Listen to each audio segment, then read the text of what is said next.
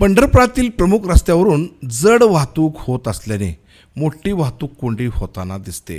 मात्र वाहतूक शाखेचे पोलीस प्रशासन याकडे जाणीवपूर्वक दुर्लक्ष करत असल्याचं देखील दिसून येत आहे. मागील अनेक दिवस झाले हा प्रकार सुरू असल्याने शहरातील स्थानिक नागरिकांना आपला जीव मुठीत धरून चालावे लागते. तर शाळा कॉलेजमधील विद्यार्थ्यांच्या जीवितास देखील मोठा धोका निर्माण झाला आहे. सध्या पंढरपुरातील सांगोला चौकामध्ये जड वाहतुकीमुळे दररोज वाहतूक कोंडी मोठ्या प्रमाणात होत आहे.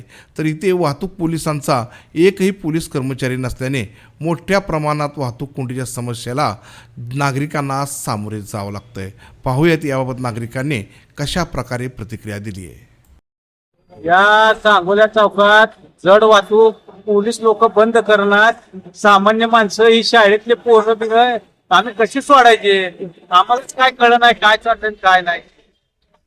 काय अवघड झाले, कुठं कुणाकडे दात मागावी हीच कळलं नाही. आता ही पोरं होती, पोरग धडकलं की मला उलट बोलते.